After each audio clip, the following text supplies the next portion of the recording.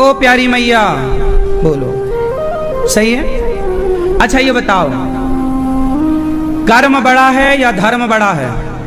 कर्म और धर्म क्या बड़ा भैया? चश्मा वाले भैया, कर्म, चश्मा वाले भैया, कर्म और धर्म में क्या बड़ा है? उत्तर दो। कर्म। क्या बड़ा है? धर्म। आप बताओ, कर्म, कर्म बड़ा कि धर्म? आप बताओ। कर्म। दादाजी, कर्म बड़ा कि धर्म बड़ा? धर्म बड़ा। धर्म बड़ा कि कर्म? धर्म। आप चश्मा वाली मैया, कर्म। लोग कहते हैं ना कर्म ही पूजा है।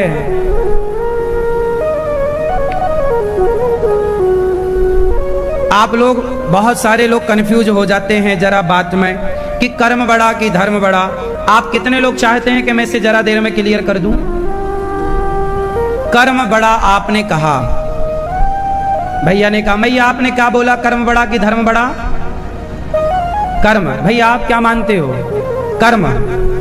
आप क्या मानती हो बेटा? धर्म। बेटा आप? धर्म।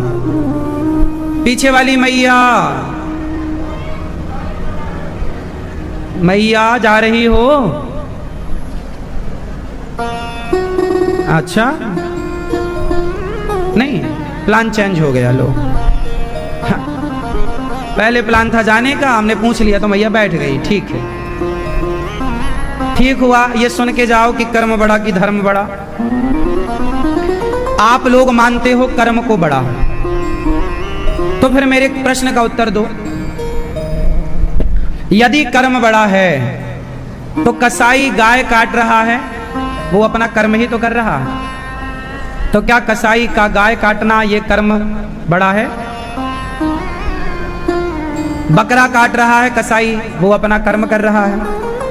तो क्या बकरे को काटना ये कर्म सही है, बड़ा है? शराबी से पूछो, क्यों जी क्या कर रहा है? शराबी क्या बोलता, मैं तो अपना कर्म कर रहा हूं। तो क्या शराबी का शराब पीने का कर्म सही है? कोई मांस की दुकान में आप जाओ तो आपको मुर्गा मुर्गी कटते हुए मिलेंगे, तो क्या मुर्गा काटने का कर्म, क्या ये सही है, ये बड़ा है? आपने कहा कर्म बड़ा है, तो क्या कसाई के द्वारा गाय को काटने वाला कर्म भी बड़ा है? क्यों भैया, कर्म बड़ा है तो क्या कसाई के द्वारा गाय काटना का ये कर्म बड़ा है? उत्तर दो ये चश्मा वाले भैया। नहीं, कर्म बड़ा है या धर्म बड़ा है? कर्म को लोग कहते हैं ना कर्म बड़ा। जो लोग कहते हैं कर्म बड़ा है, वो लोग ज्ञान है तो सही पर अधूरा ज्ञान है। कैसा ज्ञान है? अधूरा। जैसे आपने कई जगह देखा भी होगा लिखा, कर्म ही पूजा है। ये सेंटेंस अधूरा है। यदि आप इसे पूरा मान लोगे तो आप गलत हो जाएंगे। कर्म पूजा नहीं है। यदि कर्म पूजा है तो कसाई तो अपना कर्म ही करता है ना साहब। कोई बेटे को, कोई बेटा अपनी माँ की आरती उतार रहा है, ये भी कर्म है। और कोई बेटा अपने बाप को गालियां दे रहा है, तो वो कर्म तो कर्म क्या है? जो आप कर रहे हैं वो सब कुछ कर्म है। अब ये कौन तय करेगा कि ये वाला कर्म करो और ये वाला कर्म मत करो? ये जो अच्छा और बुरा कर्म, अब कर्म दो प्रकार का होता है। कर्म कितने प्रकार का? एक अच्छा कर्म, दूसरा बुरा कर्म। अब अच्छा कर्म क्या है? दूध पीना अच्छा कर्म है, शराब पीना बुरा कर्म है। माँ बाप की सेवा करना अच्छा कर्म है, माँ बाप को गालियां देना बुरा कर्म है। गाय की सेवा करना अच्छा कर्म है, गाय को काटना बुरा कर्म है। तो कर्म दो प्रकार का हो गया। अब ये जो डिवाइडेशन हुआ है, डिवाइड हुआ है दो भागों में, ये डिवाइड कौन करेगा? भाई आटा चालती हो ना आप रोटी बनाने के पहले, तो किससे चालती हो? किससे? चलनी होती है एक छोटी सी। वो चलनी का काम क्या है? अच्छे आटे को अलग करना और चोकर को अलग करना। मतलब गलत को अलग करना। उसी तरह जो धर्म होता है ये धर्म ही बताएगा कि कौन सा कर्म करें और कौन सा कर्म ना करें। कर्म करने वाला और ना करने वाला दो प्रकार का कर्म होता है। क्यों जी, बात समझ में आई? इसलिए कर्म को जो लोग कहते हैं कर्म ही पूजा है वो गलत कहते हैं। धर्म युक्त कर्म ही पूजा है। जब तक इसमें यह सेंटेंस नहीं जुड़ेगा कि धर्म युक्त कर्म। कौन सा कर्म पूजा है? कौन सा कर्म पूजा है? धर्म। यदि आपके कर्म में धर्म नहीं है तो वो कर्म जो है वो कुकर्म बन जाएगा। क्या बन जाएगा? अब जो लोग बलात्कार करते हैं, किसी बहन बेटी को छेड़ते हैं, तो लड़के कहेंगे भाई हम तो अपना कर्म कर रहे हैं। उनका रोज का वही काम है, उनका रोज का वही काम है। तो जब रोज का काम ही किसी बहन बेटी को छेड़ना है तो वो तो यही कहेगा ना मैं अपना कर्म कर रहा हूं, अपना काम कर रहा हूं, तू अपना काम कर चल। तो कर्म तो कर रहा है पर वो गलत कर्म कर रहा है। अब गलत कर्म और सही कर्म में कौन बताएगा कि ये गलत है ये सही है? वो सही बताने वाला जैसे चलनी ही बताएगी कि इस आटे में गलत आटा कितना है, मीन्स चोकर कितना है। उसी प्रकार आपके कर्म में वो गलत कर्म है या नहीं ये धर्म बताएगा। इसलिए धर्म को जानने वाला ही अच्छा कर्म कर सकता है, वरना अच्छा बताओ, चोर चोरी करता है तो वो अपना कर्म ही तो कर रहा है। क्यों भैया? फिर आपने बोला कि कर्म बड़ा है, तो फिर चोर का चोरी करना ये वाला कर्म बड़ा है क्या? चोर क्या कर रहा? चोरी। और क्या कर रहा? अपना कर्म। लेकिन उसके कर्म में अधर्म है। चोरी करना धर्म है कि अधर्म है? बोलो। उसके कर्म में क्या है? अधर्म। जबकि कर्म वो करना है जो धर्म युक्त हो। धर्म युक्त कर्म आपका उत्थान करेगा, और यदि आपने गलत कर्म किया तो नीचे ले जाएगा। इसलिए कर्मों को बड़ा समझ के करना पड़ता है कि कौन सा कर्म करें और कौन सा ना करें। इस कर्म को करने के लिए ही धर्म का ज्ञान होना चाहिए। इसलिए धर्म युक्त कर्म श्रेष्ठ है। आप सिंपल ये कहो कि कर्म ही पूजा है, तब तो आप गलत कर लेंगे। तो इसको सेंटेंस को ठीक करो, कर्म ही पूजा है। ये सही है या गलत है? जोर से। क्यों भैया? कर्म ही पूजा है, ये सेंटेंस सही है कि गलत है? सही है? गलत है। तो इसको सही करो। कैसे करेंगे? एक लाइन और जोड़नी पड़ेगी तब ये सही हो जाएगा। जोड़ो। क्या करेंगे? इसको सही कैसे करेंगे? कर्म ही पूजा है, इस सेंटेंस को सही करो। सही करो आप। नहीं, अभी हमने बताया, आपका ध्यान कहां था? इतना समझाने पर भी नहीं समझोगे तो फिर कैसे समझोगे? क्यों भैया? कर्म ही पूजा है। कर्म बड़ा कि धर्म बड़ा? कर्म। कर्म बड़ा। ये लेट आए हैं भैया, इसलिए कह रहे हैं कर्म बड़ा। अब एक एक को कहां तक समझाएं? पूरी बात पूरी हो जाने के बाद ये पधारे हैं और कह रहे हैं कर्म बड़ा है। तो क्यों? चोर चोरी करता है तो वो अपना कर्म ही तो कर रहा है, तो फिर वो बड़ा है? आप कह रहे हैं कर्म बड़ा है। तो चोर चोरी करे तो फिर पुलिस पकड़ती काहे को है? कर्म तो बड़ा है, अच्छा कर्म कर रहा है, उसको शाबाशी दो। फिर क्या सही है? कसाई गाय को काट रहा है, कर्म ही तो कर रहा है। आप तो कह रहे हो कि कर्म बड़ा है, तो फिर कसाई का गाय काटना भी बड़ा है, फिर तो चोर का चोरी करना भी बड़ा हो जाएगा। इसलिए कर्म बड़ा नहीं है। कौन सा कर्म बड़ा है? जो धर्म युक्त हो। कौन सा कर्म बड़ा है? यदि आपके कर्म में धर्म नहीं है तो वो कर्म श्रेष्ठ कैसे होगा भाई? कर्म तो दो लोगों ने किया। रावण ने सीता मां को चुराया। क्या किया रावण ने? बताओ। रावण ने सीता मां को चुराया, उसने क्या किया? अपना कर्म तो किया था। रावण ने सीता मां को चुराया तो कर्म ही तो किया ना भाई। क्यों? रावण ने सीता मां को चुराया तो क्या किया? कर्म ही तो किया उसने। उसका काम ही था किसी की भी औरत को चुरा के, स्त्री को चुरा के ले आना। तो रावण ने कर्म किया, लेकिन रावण के कर्म में धर्म था कि अधर्म था? रावण के कर्म में धर्म था कि अधर्म? हाँ, तो रावण के कर्म में यदि अधर्म था तो रावण का सत्यानाश हो गया। यदि आपके कर्म में भी अधर्म होगा तो आपका भी सत्यानाश हो जाएगा। इसलिए कर्म में धर्म होना चाहिए। जिस कर्म में धर्म होगा वही कर्म श्रेष्ठ होगा, तब वो कर्म बनेगा पूजा। जब धर्म युक्त कर्म होगा तो वो बन जाएगा पूजा। और सिंगल आप कर्म को पूजा मानोगे तो वो गलत हो जाएगा। इसलिए धर्म युक्त कर्म ही पूजा है। ये सेंटेंस पूरा है, पूरा सेंटेंस बोलो, पूरा बोलो। धर्म युक्त मीन्स धर्म के अकॉर्डिंग किया गया कर्म पूजा है। सिंपल कर्म ही पूजा है। यदि आप ये बात कहते हैं तो आपकी बात गलत है। किस किस को बात समझ में आ गई? भैया को समझ में आई? पूछो भैया, आपको आई? चश्मे वाले भैया, क्या समझ में आया? कर्म ही पूजा है, ये सही है, इसको सही बनाओ। धर्म युक्त कर्म ही पूजा है। समझ में आया मेरी माँ? भैया सो गई क्या? नहीं।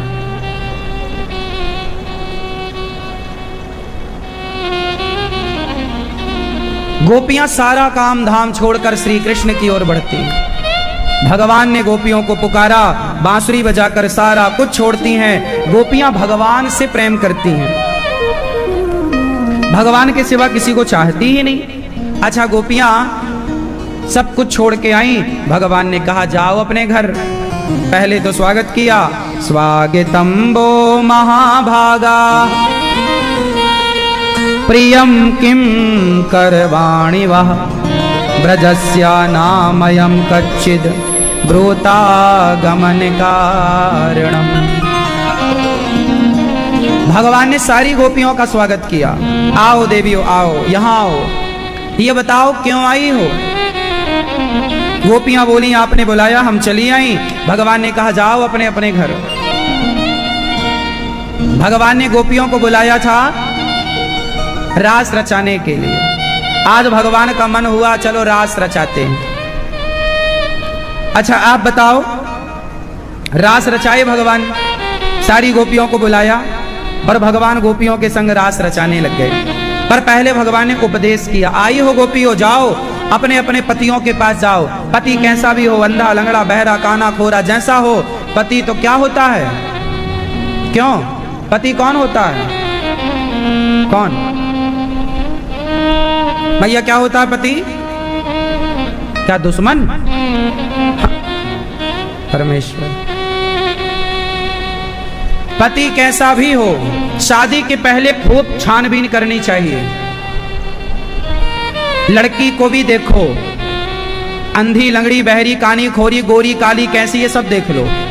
लड़कों को भी देख लो, अंधा बहरा काना खोरा लूला लंगड़ा जैसा है, गोरा काला, पहले ही देखो। शादी के पहले खूब देखो लड़का और लड़की, पर शादी के बाद फिर अब जैसी है आपकी पत्नी, गोरी या काली, लंबी या ठिनगी, मोटी या पतली, वो जैसी है अब वो आपकी अर्धांगिनी है। पति जैसा है वो आपका परमेश्वर है। शादी के पहले देखो कि गांजा पीता है कि नहीं, शराब पीता है कि नहीं। शादी के बाद तो फिर वो जैसा होगा वो आपके लिए ईश्वर होगा।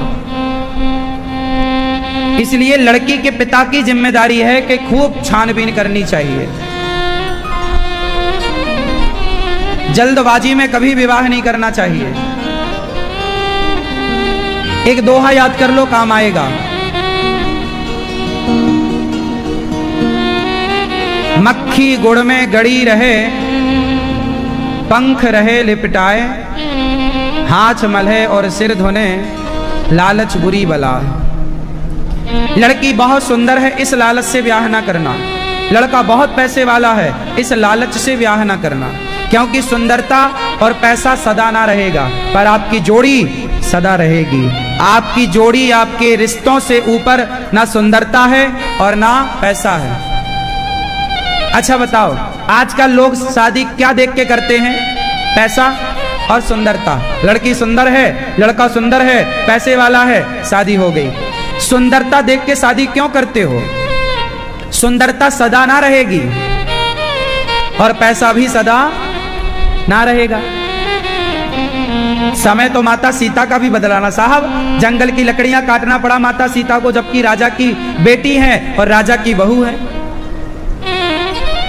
राजा की बेटी है माता सीता और राजा की बहू है माता सीता, पर जंगल में लकड़ियां काटना पड़ा के नहीं? तो समय कब बदल जाए, कैसा समय आएगा, ये ना आप जानते हैं, ना हम जानते हैं, ना बाप जानता है, ना मां जानती है। इसलिए शादी करने के पहले खूब विचार करो। बिना विचारे जो करें सो पाछे पछताएं और काम बिगाड़ें आपनो जग में हो तो हंसाएं। लड़की लड़का पहले अच्छे से देख लो और लड़कियों से एक एग्रीमेंट साइन करा लो और लड़कों से भी शादी के पहले।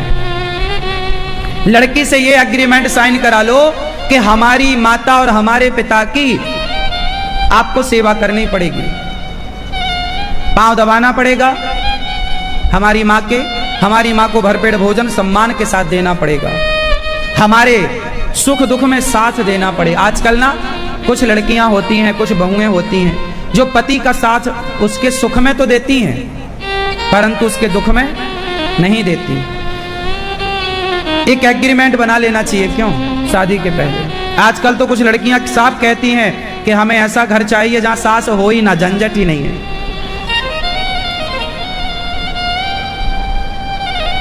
क्यों जी? फिर पूरी व्यवस्था बिगड़ जाएगी यदि आपने अपनी बेटियों को संस्कार नहीं दिया। इसलिए अपनी बेटियों को ना थोड़ा ये भी सिखाया करो कि बेटा कैसे हमें परिवार में रहना होता है। दो बातें सुन के रहना पड़ता है, दो बातें कई बार बर्दाश्त करनी पड़ती हैं, हाँ या ना, तब रिश्ते चलते हैं। तो भगवान पति कैसा हो, जैसा हो परमेश्वर है, इसलिए पति की खूब सेवा करो। आपका पति कौन है? भगवान। क्या मानना चाहिए पति को? और पत्नी क्या है आपकी? नेता? नेता है, अर्धांगिनी। पति कौन? परमेश्वर। तो पत्नी कौन? पत्नी भी परमेश्वरी है। पति परमेश्वर और पत्नी परमेश्वरी। कौन कौन सी परमेश्वरी? पत्नी भी भगवान है। बताओ कौन सी पत्नी, कौन सी भगवान है? आपसे पूछ रहे हैं। हाँ, पत्नी कौन सी भगवान है? लक्ष्मी तो माता है ना।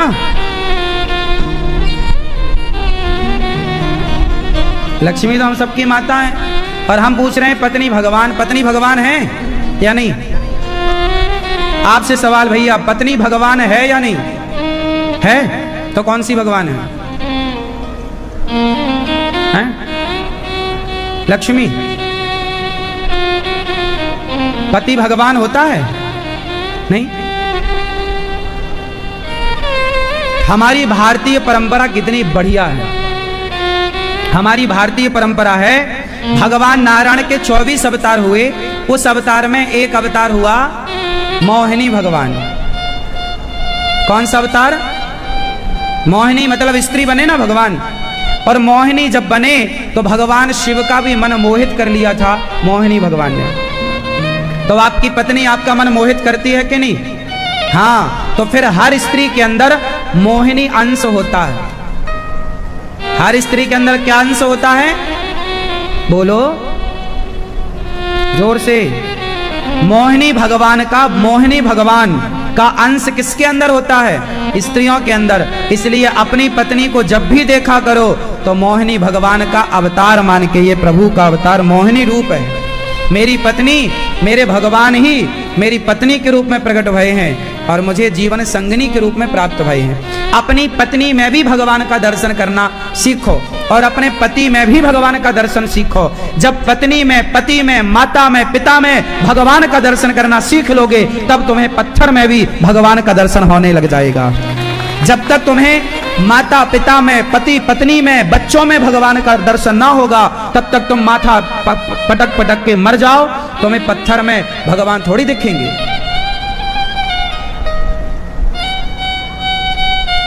जो अपनी माता में भगवान को देखता है, जो अपने पिता में भगवान को देखता है। अच्छा एक बात बताओ, जब बच्चा स्कूल जाता है ना, तो पहाड़ा होता है, पहाड़ा, उसमें पढ़ता है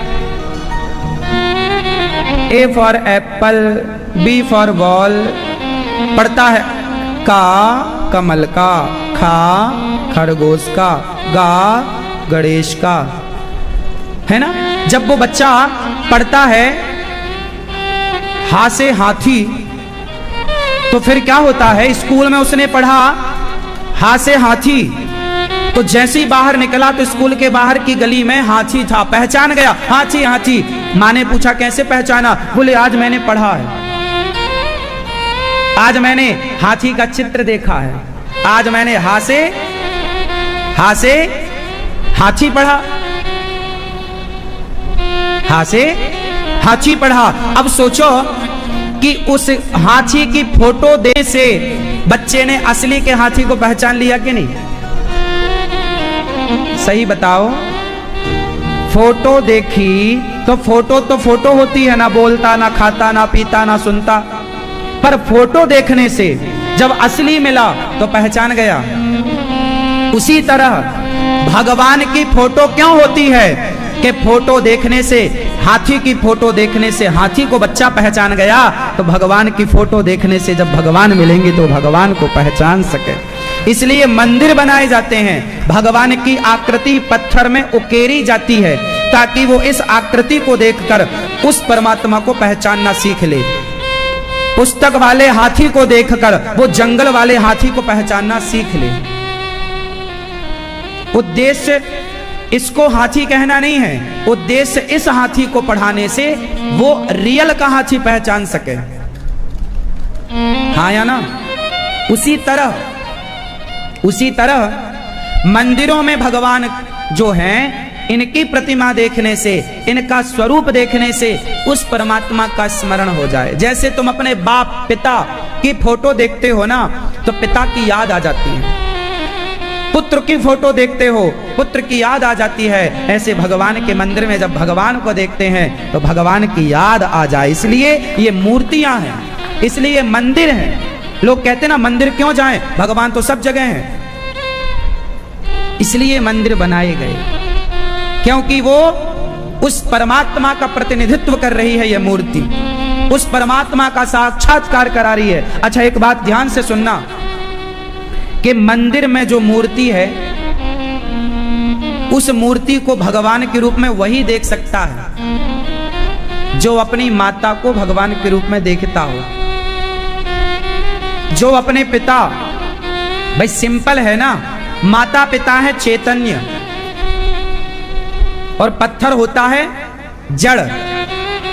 तो जो चैतन्य में ईश्वर को देख सकता है वही जड़ में देख सकता है।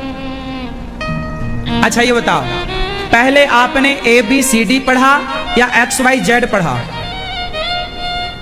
पहले काखा गाघा पढ़ा या क्षत्रज्ञ पढ़ा? क्या पढ़ा पहले? पहले पढ़ा A, पहले पढ़ा का खा गा घा, आखिरी में पढ़ा क्षत्रज्ञ। हाँ या ना? उसी तरह पहले पढ़ा का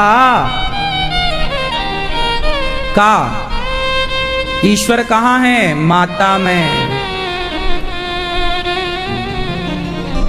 माता में भगवान को देखो, पिता में भगवान को देखो। जब माता पिता में ईश्वर को देखने का अभ्यास हो जाएगा, तब फिर अभ्यास कहां हो? पति में भगवान को देखो, पत्नी में भगवान को देखो, फिर बच्चों में भगवान को देखो, फिर गुरु में भगवान को देखो। जब इनमें भगवान देखने का अभ्यास होगा, तब अपने आप आपको पत्थर में भी ईश्वर दिख जाएगा। मंदिर जो है क्यों बनाए जाते, मैंने कारण बताए आपको। तो पति जो है वह भी, हमारी हिंदू संस्कृति कहती है सब भगवान हैं। अच्छा एक बात बताओ, भगवान के सिवा संसार में, आप कहते हो ना भगवान कहाँ है, क्या है भगवान के सिवा, ये बताओ क्या है भगवान के सिवा? कुछ नहीं भाई। घड़े में माटी है या घड़ा है? घड़े में माटी है कि घड़ा है? उत्तर दो, बोलो क्या है घड़े में भैया? घड़े में माटी है या घड़ा है? आप बताओ भैया, हमारे चश्मे वाले भैया बताएंगे, घड़े में माटी है या घड़ा है? नहीं बताएंगे, क्यों, गुस्सा है क्या? सिंपल है भाई, घड़े में माटी ही तो है भाई साहब, घड़े में माटी तो है, घड़ा में घड़ा कहाँ है? वो तो व्यवहार में बोला जाता है भाई साहब एक घड़ा दो, जबकि घड़े में सिवाय माटी के क्या है? आप घड़े से सारी माटी हटा लो तो घड़ा बचेगा कहाँ? जैसे माटी को घड़ा कहा जाता है, माटी ही घड़ा बनती है, उसी प्रकार भगवान ही आपके हमारे रूप में, पेड़ पौधे के रूप में, पंच तत्व के रूप में आपको जो दिख रहा है सब भगवान का ही रूप है। पर व्यवहार में क्या बोलते हैं हम लोग, ये स्त्री है, ये पुरुष है, जबकि कोई स्त्री पुरुष नहीं होता, हर रूप में भगवान ही है। ये स्त्री के रूप में कौन है बताओ? ये देखो, ये स्त्री बैठी है, ये मैया देखो सो भी रही है, हमारी मैया देखो नींद आ रही है, नहीं, स्त्री बैठी है, ये स्त्री है, ये कौन है भाई? इनके अंदर से भगवान निकल जाएं तो ये क्या कर लेंगी? मेरे अंदर से भगवान निकल जाएं तो मैं क्या कर लूंगा? मतलब मैं तब तक हूं जब तक मेरे अंदर प्राण है, और प्राण ईश्वर है, आत्मा परमात्मा है। आप तब तक हो ना जब तक प्राण है, और प्राण निकले तो आपको लोग ले जाके दिन भर के अंदर जला देंगे, तो आपकी वैल्यू है कहां?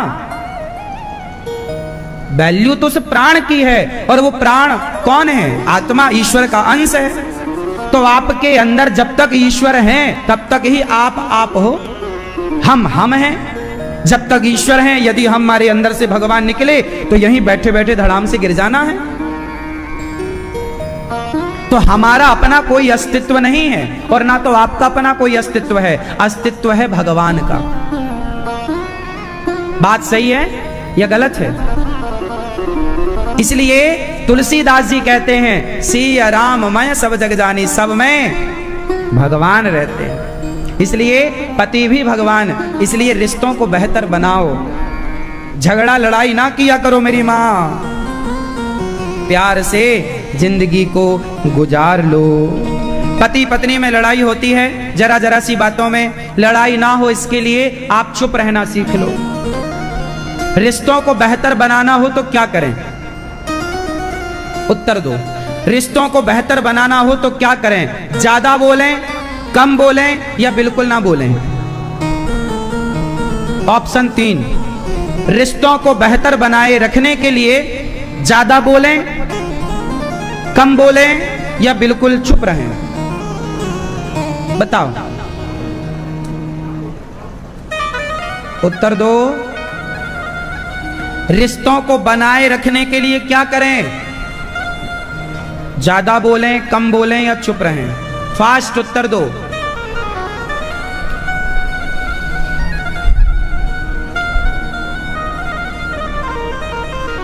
रिश्तों को बनाए रखने के लिए आप ज्यादा बोलेंगे तो रिश्ते नहीं चलेंगे, कम बोलेंगे तो भी लोग आपकी कम बोली गई बात को पकड़ के बैठ जाएंगे, तुमने ऐसा बोला। समझदार लोग करते क्या हैं? जब कुत्ता भौंकता हो तो आप चुपचाप देखो बस।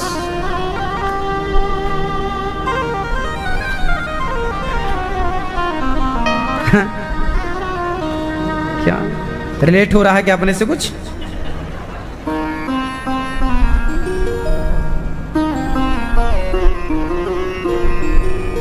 इसलिए रिश्तों को चलाने के लिए जो चुप रहता है वो खुश रहता है, जो बोलता है वो दुखी रहता है। पत्नी को गुस्सा है, आज तू बोल ले, चल हम चुप हैं। फिर पति को गुस्सा है तो तुम चुप रहना भाग्यवान। कभी कभी पति को मौका दिया करो गुस्सा करने का, और कभी कभी पत्नियों को भी मौका दिया करो गुस्सा करने का। दोनों का अधिकार बराबर हो, हनन ना हो ना अधिकारों का। हनन होता है तो फिर झगड़े होते हैं। आज तुम गुस्सा कर लो, कल हम करेंगे। तो जब हम गुस्सा करें तो तुम सह लेना, और जब तुम गुस्सा करो हम सह लें। अच्छा बताओ, अब मैं 20 करोड़ रुपया का एक सवाल पूछ रहा हूं, जो सही उत्तर देगा उसे 20 करोड़ का ज्ञान मिलेगा। 20 करोड़ का सवाल है, सही उत्तर देने वाला 20 करोड़ का ज्ञान प्राप्त करेगा। नींद आ रही है? नहीं, 20 करोड़ का चिंतन हो गया। हाँ। सुनो, रिश्तों को चलाने के लिए क्या चाहिए? ऑप्शन 4, बेहतर रिश्ते चलाने के लिए, रिश्तों को बहुत अच्छा बनाए रखने के लिए, रिश्तों को चलाने के लिए क्या चाहिए? पहला पैसा, दूसरा प्रेम, तीसरा सहनशीलता, और चौथा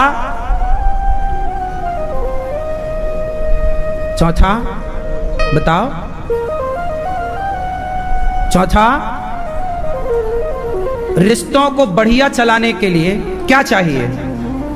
पैसा, प्रेम, व्यवहार और सहनशीलता। क्या चाहिए? क्या चाहिए? रिश्तों को बढ़िया चलाने के लिए क्या चाहिए? पैसा तो आ जाएगा, प्यार हो जाएगा, जीवन में अनुभव आ ही जाएगा कार्य का। रिश्तों को बेहतर चलाने के लिए चाहिए सहनशीलता।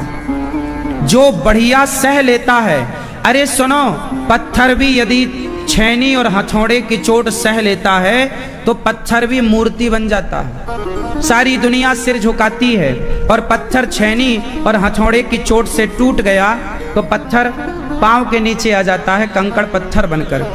जो पत्थर चोट खाकर टूट गया वो कंकड़ बन गया, और जो पत्थर चोट सह गया वो शंकर बन गया।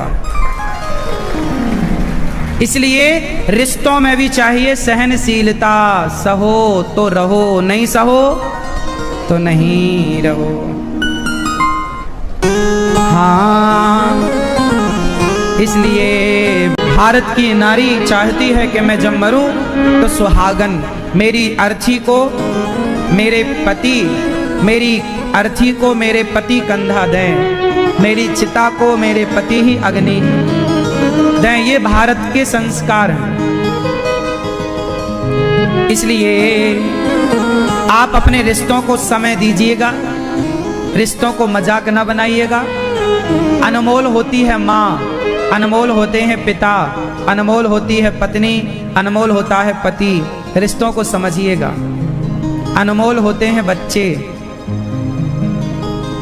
हर रिश्ते को समय दीजिए और एक अच्छे पुत्र बनिएगा, एक अच्छे पिता बनिएगा, एक अच्छा पति बनिएगा, एक अच्छा बेटा बनिएगा, एक अच्छा मित्र बनिएगा, एक अच्छा भारत भक्त, राष्ट्र भक्त बनिएगा, अच्छा बनिएगा। राम एक अच्छे पति हैं, राम एक अच्छे पुत्र हैं, राम एक अच्छे राजा हैं, राम एक अच्छे भाई हैं। एक अच्छा भाई बनिएगा। क्यों भाई? एक अच्छा भाई बनिएगा, एक अच्छे पति। अच्छा भाई बनो, हाँ या ना? एक अच्छा भाई बनना, एक अच्छा पति बनना, एक अच्छे पिता की भूमिका निभाना। ये आपकी जो जिंदगी है ना, ये पूरी की पूरी एक मूवी है, फिल्म, एक पिक्चर है।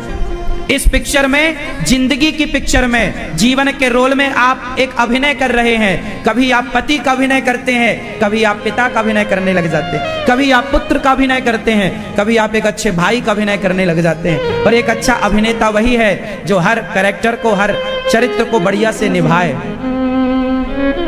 हर अभिनय को बहुत बखूबी निभाए। राम ने निभा कर दिखाया। एक अच्छा पुत्र, सौतेली माँ ने बोला वनवास जाओ, कोई किंतु परंतु नहीं बोला राम ने। क्यों जाऊं?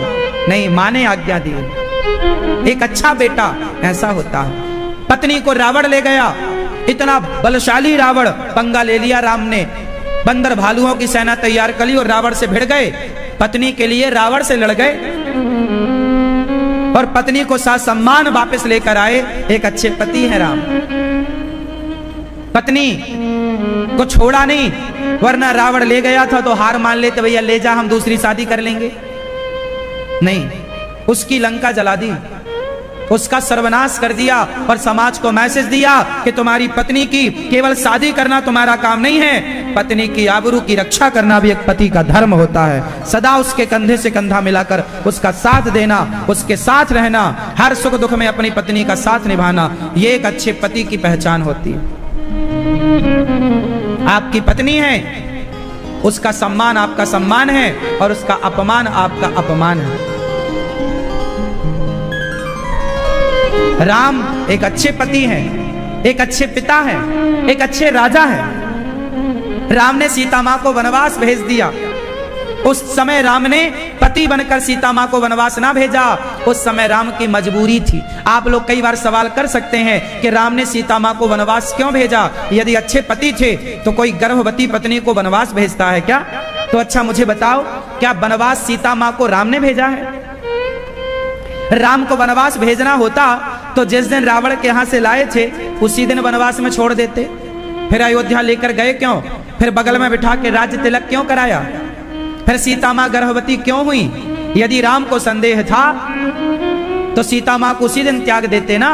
इसका मतलब राम को सीता मां पर संदेह नहीं था। संदेह किसे हुआ? एक व्यक्ति को हुआ अयोध्या में। उस एक व्यक्ति के कारण फिर दो को संदेह हुआ, तीन को। अच्छा एक बात बताओ, एक आदमी था धोबी, उसने सीता मां के बारे में बोला कि जैसे राम ने अपनी पत्नी को रखा है, वो तो रावण के घर थी, पता नहीं शुद्ध है कि अशुद्ध है। उसकी पत्नी भी रात किसी के घर रुक गई मजबूरन, तो उसने अपनी पत्नी को संदेह से देखा कि मैं तुझे स्वीकार नहीं करता क्योंकि तू रात कहीं रुक कर आई है, मैं कोई राम थोड़ी हूं जो किसी के घर में पत्नी रुके और वो स्वीकार कर ले। ये बात पूरी अयोध्या में हवा की तरह फैल गई। अब मुझे आप लोग एक प्रश्न का उत्तर दीजिए, भगवान राम ने सीता मां को वनवास भेजकर सही किया कि गलत किया? सीता मां गर्भवती थी उस समय, तो सीता मां का परित्याग करके राम ने सही किया या गलत? उत्तर दो, उत्तर दो, उत्तर दो भैया बताओ। भाई सामान्य दृष्टि से तो गलत लग रहा है कि राम ने सीता मैया के साथ गलत किया, सिंपल है ये। तो फिर सवाल ये खड़ा हुआ कि राम जैसा मर्यादा पुरुषोत्तम, राम जैसी मर्यादा वाले व्यक्ति एक पत्नी को किसी के कहने पर वनवास क्यों भेजते हैं? अब आपको कारण जानना हो तो मैं कारण बता दूं, ध्यान से सुनना। भगवान राम ने सीता मां को वनवास नहीं भेजा। हुआ क्या था? अच्छा ये बताओ, धोबी ने बोला था ना कि सीता रावण के यहां रहकर आई हैं, पता नहीं कैसी हैं, तो राम को क्या करना था? धोबी को फांसी पे चढ़वा देते। भाई जिसने बोला उसी का मुंह बंद करा देते ना। क्यों भाई? एक तो ये रास्ता था राम के पास, जिसने बोला उसी को, राम जी राजा थे ना, किसी को भी फांसी पर चढ़ा सकते थे। तो बताओ राम ने ये धोबी को फांसी पर क्यों नहीं चढ़ाया? आपकी पत्नी को कोई गलत कहेगा तो आप तो उसके प्राण ले लेंगे, और आपको जब ये पता है कि मेरी पत्नी बिल्कुल गंगा की तरह पवित्र है, राम को पता था कि सीता गंगा की तरह पवित्र है, सीता पर संदेह नहीं था, पर धोबी ने कहा तो राम को क्या करना था? यदि राम, अब जरा विचार कीजिए, आप जरा राम की जगह खड़े होकर सोचिए, इमेजिन करिए कि आप राम की जगह हैं, तो राम जी यदि धोबी को मरवाते या मारते तो क्या होता? समाज मान ले, अच्छा धोबी ने बोला और राम ने मरवा दिया, इसका मतलब सीता गलत होंगी। धोबी ने सीता पर क्या लगाया था? आरोप। क्या लगाया था?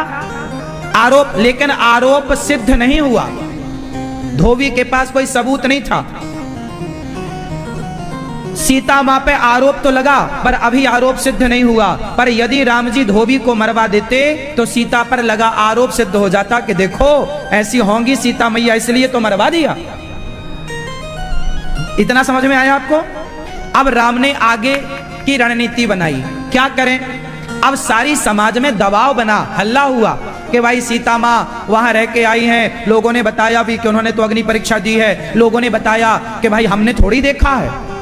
अच्छा, पहला ऑप्शन था कि धोबी को मरवा देते, पर वो ऑप्शन काम ना करता, उससे सीता माँ गलत सिद्ध हो जाती समाज में। अब ऑप्शन दूसरा था, ऑप्शन दूसरा ये था कि सीता माँ अग्नि परीक्षा दे दे। सीता माँ जोर से जोर से जोर से, मेरी माँ नहीं बोल रही हो आप, सीता माँ चलो। यदि सीता माँ अग्नि परीक्षा देती तो अग्नि परीक्षा देकर भी सीता माँ पवित्र होती। पर मुझे एक बात बताओ, जो प्रजा अपनी महारानी पर प्रश्न चिन्ह लगाएगी, सीता माँ परीक्षा दे देती और पवित्र होकर राम के साथ रह सकती थी, पर सीता माँ रहना नहीं चाहती थी कि जो समाज मेरे चरित्र पर उंगली उठाया है, अब इस समाज के बीच में मैं कैसे रहूंगी, कैसे रहती बताओ। वो सही का प्रभु प्रमाण देती तो भी उनका मन ना होता, तुमने उंगली तो उठा ही दी ना, वो तो हम सिद्ध हो गए कि सही है, पर आपके मन में क्या है वो तो। ऐसे लोगों के बीच में सीता माँ रहना नहीं चाहती थी। तो सीता माँ ने विचार बनाया कि मैं सिद्ध तो हो जाऊंगी। सीता माँ ने आखिरी में क्या बोला, हे पृथ्वी माता आओ, यदि मैं पवित्र हूं तो मुझे अपनी गोद में जगह दो। सीता माँ ने अपना प्रमाण तो दे दिया कि मैं पवित्र हूं, लेकिन उसके बाद रही नहीं। उसके बाद आप मेरा अपमान करो और फिर बाद में माफी मांग लो, तो मैं आपके साथ कैसे रहूंगा। मतलब आपको हम पे विश्वास नहीं था। सीता मां कैसे रहती हैं आप विचार करो ना। और एक बात बताओ, आखिरी में सीता मां ने प्रमाण दिया और पृथ्वी में समा गई कि नहीं। और यदि ये काम सीता मां पहले कर लेती, तो सीता मां पहले यदि पृथ्वी में समा जाती, तो फिर जो पेट में लव कुश थे उनका क्या होता, फिर राम का वंश कैसे आगे चलता। तो सीता माँ के सामने मजबूरी थी कि जो बच्चे पेट में हैं उन्हें तो बाहर लाना है, उन्हें तो पढ़ाना लिखाना है, तब तक क्या करें। अयोध्या की प्रजा उंगली उठा रही है और राम राजा है, और राजा का धर्म क्या होता है, वो परिवार की सुने। कौन सा राजा अच्छा है, जो परिवार की सुने वो या प्रजा की सुने वो। उत्तर दो, कौन सा राजा चाहते हो आप, जो राजा परिवार की सुने या प्रजा की। हाँ, वो राजा उत्तम होता है जो प्रजा की सुनता है। तो राम जी ने प्रजा की सुनी, और सीता माँ ने कहा था जब वो गर्भवती हुई और राम जी को मैसेज दिया कि आप पिता बनने वाले हैं, राम ने कहा सीता कुछ मांग लो। सीता माँ बोली कि मेरी इच्छा है कि मैं अपने बच्चों को संतों की कुटिया में जन्म देना चाहती हूँ, ताकि मेरे बच्चे संतों वाला संस्कार लेकर के बड़े हों। ये बात वाल्मीकि रामायण में लिखी है। तो सीता माँ की इच्छा थी कि मैं वनवास जाऊं, तो उनकी इच्छा के लिए राम जी ने उन्हें वाल्मीकि जी के आश्रम में भेजा, क्योंकि वो वाल्मीकि जी का आश्रम सबसे सुरक्षित था, सबसे बढ़िया था। तो इससे क्या हुआ, प्रजा की बात भी रह गई, सीता माँ को दिया वचन भी पूरा हो गया, राम का राज धर्म भी रह गया, और सीता माँ अभी कुछ दिन रुककर अपने बच्चों को संसार में लाकर उन्हें पढ़ा लिखा कर योग्य बनाएंगी। और जब बच्चे योग्य बन गए, सौंपा राम को लवकुश, उसके बाद सीता मां चली गई। अब बताओ इसमें राम की कहां गलती है, फटाफट बताओ, बताओ राम की कहीं गलती दिखाई पड़ी आपको। उत्तर दो मेरी मां, मैंने पूरा आपको समझा दिया, जो बात थी वो स्पष्ट कर दिए। राम ने राजा का धर्म पूरा किया है। पत्नी की बात मानते तो आप लोग आरोप लगाते आज तक कि राम जी तो परिवारवादी थे, आज तक राम पे आरोप लगता, अभी भी आरोप लग रहा है, लोग राम पे आरोप लगाते हैं राम जी ने तो पत्नी को, सीता मां को गर्भवती में छोड़ दिया। उन मूर्खों को यह नहीं पता कि उसके आगे पीछे का रहस्य क्या है। आप लोगों ने सुना तो होगा कि सीता मैया को राम ने वनवास भेज दिया, क्यों भेजा, वो कारण। बात समझ में आई आपको, समझ में आया, क्या समझ में आया बताओ। कल को कोई आपसे पूछेगा तो क्या बताओगे। हम आपको ये बातें क्यों बता रहे हैं, इसलिए कि कल आपसे कोई सवाल करे तो आप उत्तर दे पाओ, इसलिए नहीं बता रहे हैं कि आप भूल जाओ। बताओ फटाफट, रिवीजन करो।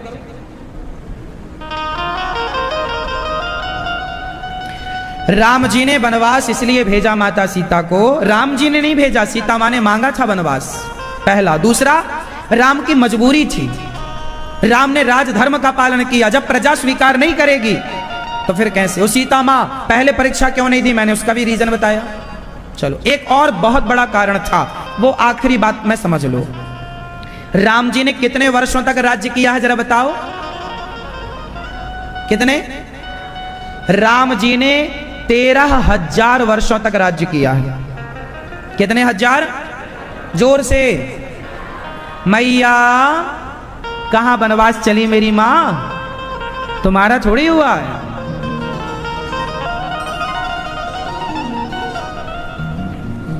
राम जी कितने वर्षों तक राजा थे धरती पे? 13,000 वर्षों तक राजा थे। और राम जी की टोटल आयु थी, राम जी की अपनी आयु तो 11,000 वर्ष थी। जो 2,000 वर्ष आयु थी वो राम के पिता ने, दशरथ जी ने दी थी राम को आयु। राम ने जब रावण को मारा तो दशरथ जी ने कहा, राम तूने मर्यादा की स्थापना की बेटा, जा मैं तुझे अपनी बची। अच्छा, दशरथ जी अपनी उम्र से मरे नहीं थे, उनकी आयु शेष थी, वो तो राम के वियोग में मरे थे। दशरथ जी की नेचुरल डेथ नहीं थी, बात समझिएगा। दशरथ जी की कोई मृत्यु का समय नहीं था। वो दशरथ जी कैसे मरे थे? राम के, जोर से, वियोग में। अच्छा, उस समय दशरथ जी की अभी शेष 2,000 साल उम्र बाकी थी, 2,000 वर्ष आयु। उस जमाने में आयु लंबी होती थी भाई साहब, आश्चर्य ना मानिएगा। आज जैसे 100 साल है, त्रेता युग में आयु हजारों लाखों वर्ष की होती थी, कोई आश्चर्य नहीं है ना? तो राम जी, दशरथ जी की आयु 2,000 वर्ष बाकी, तो दशरथ जी ने कहा, राम से जा बेटा, मेरी उम्र तुझे लग जाए। तब से ये कहावत चालू हो गई कि मेरी उम्र, जो ज्यादा प्रसन्न होता है तो बोलते हैं ना, माँ बाप बोल देते बच्चों को, बेटा मेरी उम्र तुम्हें लग जाए। क्या मतलब हुआ? सबसे पहले किसने किसको अपनी उम्र दी? दशरथ जी ने भगवान राम को अपनी उम्र दी, और वो उम्र थी 2,000 साल। तो राम का जब कार्यकाल का 11,000 साल वर्ष पूरे हो गए, तब सीता मैया का वनवास हुआ था। सीता मैया राम के साथ कितने साल रही? 11,000 साल तक साथ में रही। फिर जो 2,000 साल थे वो आयु किसकी थी? जोर से, दशरथ जी की। अब दशरथ जी की उम्र से, उनकी आयु से भला राम अपनी पत्नी सीता का स्पर्श करते तो मर्यादा बिगड़ ना जाती? और राम मर्यादा पुरुषोत्तम थे, तो दशरथ जी की दी आयु भोगनी तो थी, मतलब रखनी तो थी, लेकिन उस आयु से, उस शरीर से अब वो पत्नी का स्पर्श कैसे करते? क्योंकि वो पिता की उम्र है। बात समझ में आ रही है? थोड़ा कठिन है बात। पिता की उम्र स्टार्ट है, तो अब पत्नी का स्पर्श कैसे करते?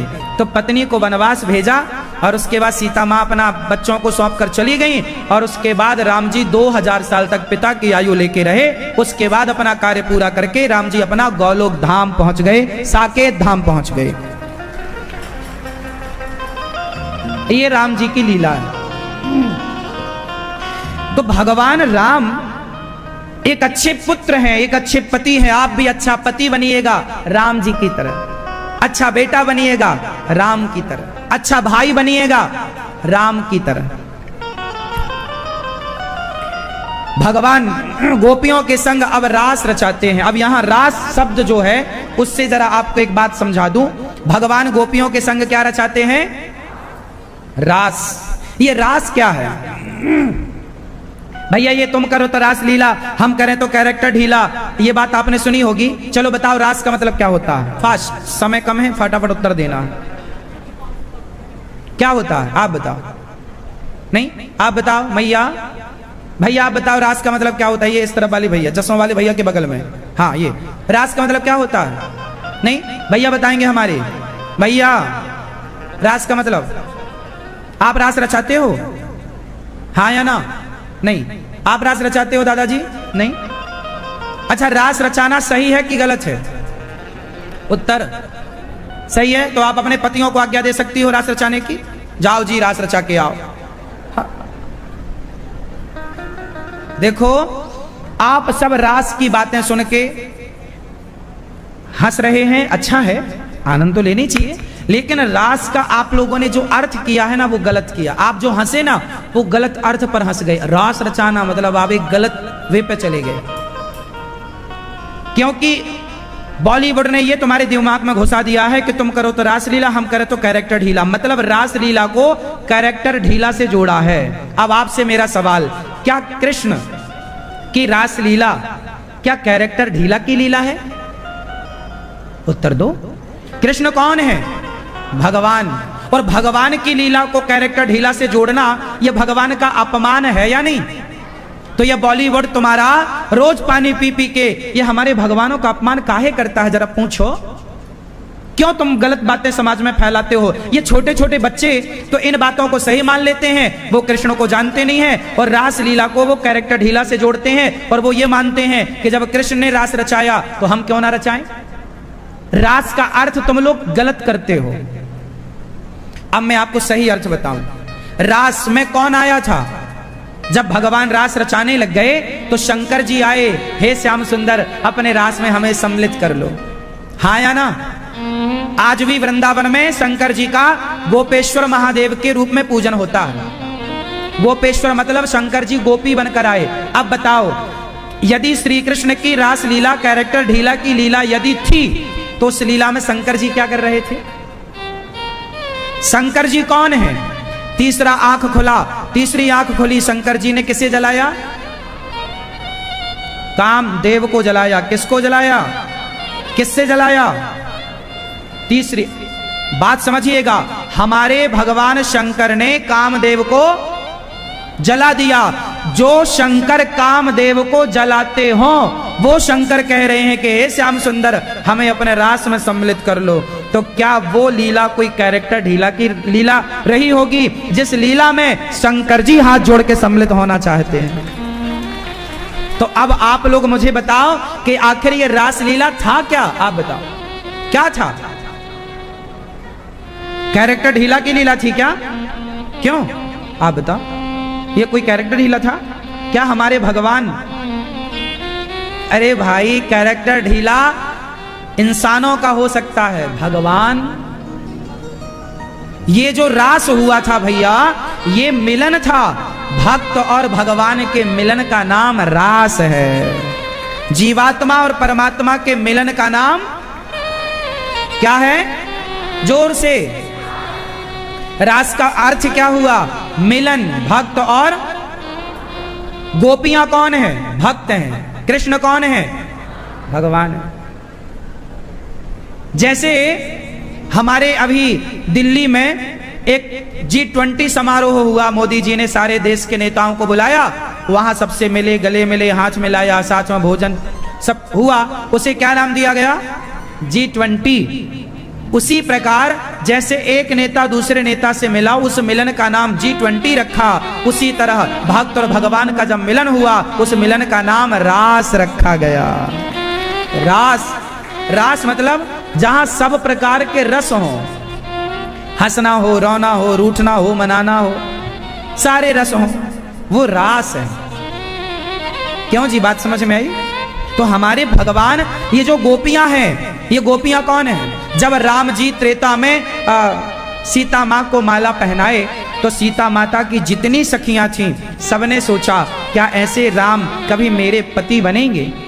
राम ने बोला इस जन्म में नहीं, अगले जन्म में तुम हमारी गोपी बनकर आना, हम तुम सबका मनोरथ पूरा करेंगे। तो वो जो राम को पति रूप में चाहती थी वो सब गोपी बनकर आई, और गोपियां जितनी थीं वो भगवान को पति के रूप में चाहती थी।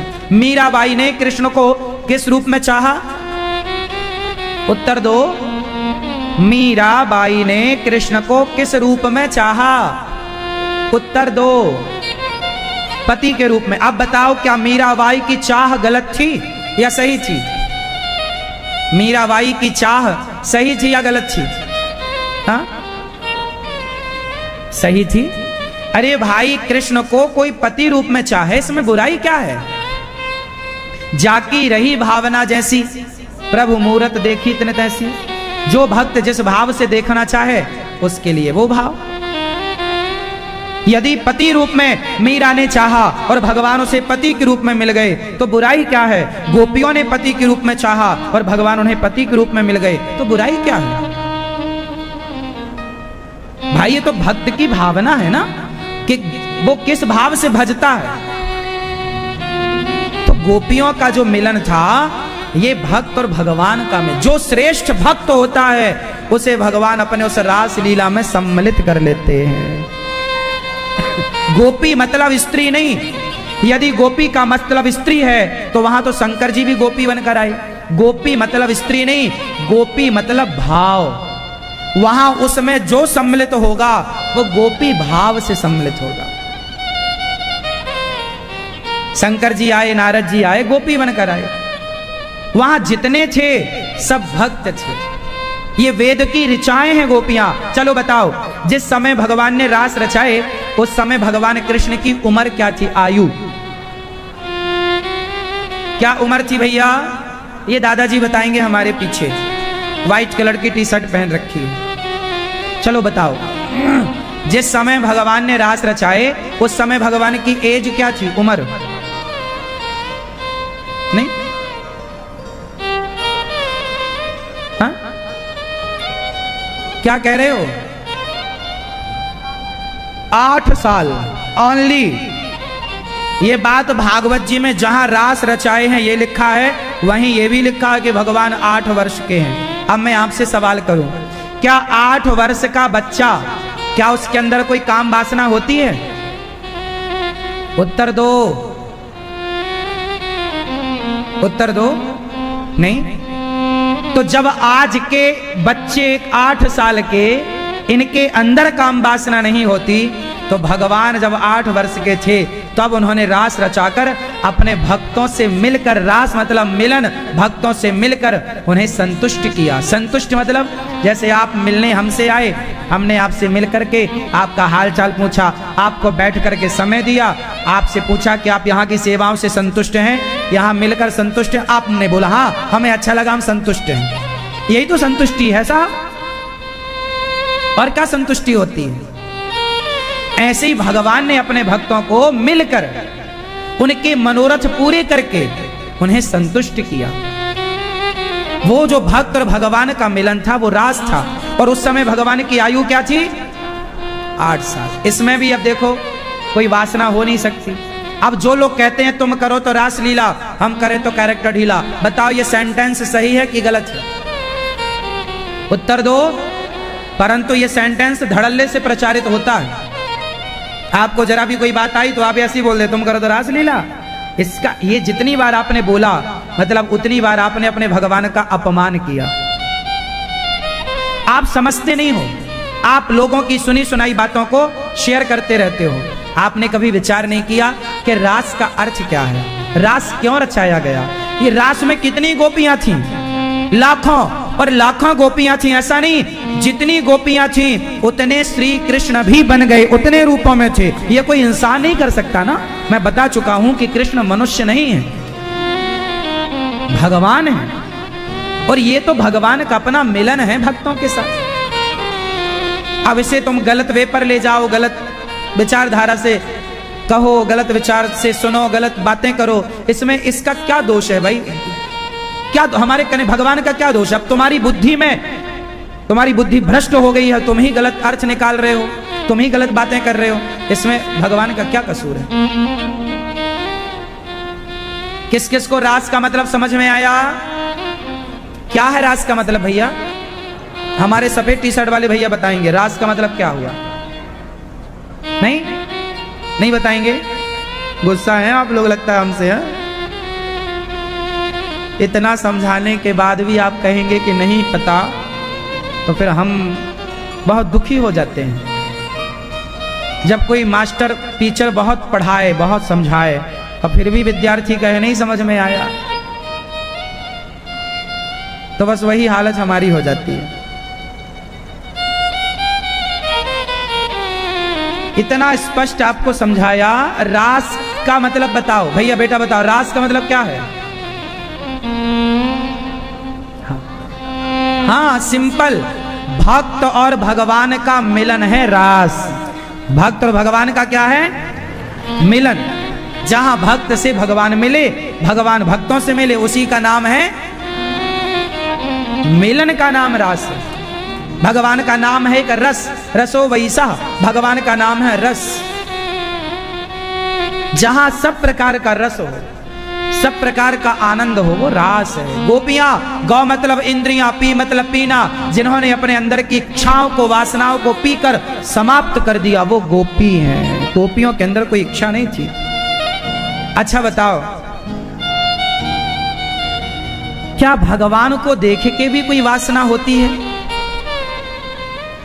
भगवान को देखने के बाद क्या अंदर कोई वासना रह जाएगी? मुझे आप बताओ। अच्छा एक बात बताओ,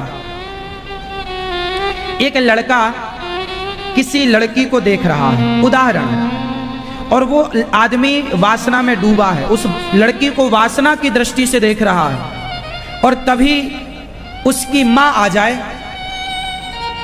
और मां आए सामने और वो मां को देखेगा, तो बताओ जिस दृष्टि से वो वासना भरी नजरों से उस लड़की को देख रहा था, जब वही नजरें मां की तरफ जाएंगी आंखें और मां को देखेगा, तो क्या वही दृष्टि से देखेगा? उत्तर दो, बोलो। बदल जाएगी ना दृष्टि? उसी तरह गोपियां, एक सामान्य इंसान में यदि वासना में डूबा भी हूं और मेरे सामने जिस दिन भगवान आकर खड़े हो जाएंगे, तो वासना तो अपने आप समाप्त हो जाएगी। जब मां आके खड़ी हो गई तो तुम्हारी वासना बह जाती है, तो जब भगवान खड़े होंगे तो कोई वासना रह जाएगी? इतना तो विचार कर लो। तो गोपियां भगवान के साथ खड़ी हैं, क्या उनके अंदर कोई वासना होगी? अरे ये तो केवल मिलन है। कैसा मिलन? जैसे एक मां अपने बेटे से मिलती है। मां कैसे मिलती है बेटे से? गले लगाती है, बेटे के गालों को चूमती है, बेटे के माथे को चूमती है। अब बताओ, मां अपने बेटे को गले लगा रही है, गाल को और माथे को चूम रही है, क्या उस मां के और तुम्हारे मिलन में कोई दोष है? बोलो। आप में से कितनों की माता है अभी? जिनकी मां है वो हाथ उठाओ। आपकी मां है तो आपकी मां कभी आपको गले लगाती है? कभी दूर जाओगे ना सालों के लिए और आओगे ना, तो मां तुम्हारी, भले तुम 40 साल के हो गए, भले तुम 50 साल के हो गए, भले तुम 60 साल के हो गए, पर जब तुम्हारी मां तुम्हें मिलेगी तो गले लगाएगी, तुम्हारे गालों को, तुम्हारे माथे को चूमेगी जरूर, तुम्हारे बालों में हाथ जरूर फिराएगी। वो मां की ममता है। जैसे मां और बेटे के मिलन में कोई दोष नहीं है, उसी तरह भक्त और भगवान के मिलन में कोई दोष नहीं है साहब। वो मिलन ही रास है। अब संसार में बॉलीवुड की गंदी नजरों ने हमारे भगवान के, इस भक्त और भगवान के मिलन को भी गंदी नजरों से देखकर, और वो सेंटेंस रिलीज करते हैं कि तुम करो तो रासलीला, हम करो तो कैरेक्टर ढीला। वो भी भगवान को गंदी नजरों से, उस लीला को गंदगी की गंदी नजरों से देखते हैं। बॉलीवुड ने सनातन धर्म को जितना नुकसान पहुंचाया है, अंग्रेजों ने भी इतना नुकसान नहीं पहुंचाया, मुगलों ने भी इतना नुकसान नहीं पहुंचाया जितना बॉलीवुड ने सनातन संस्कृति को क्षति पहुंचाई है। हाँ या ना?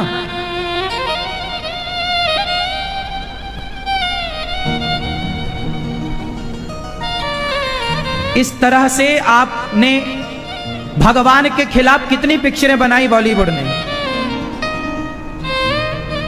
कितनी पिक्चरें बनाकर सनातन संस्कृति के नौजवान बच्चों को भगवान से भटका दिया।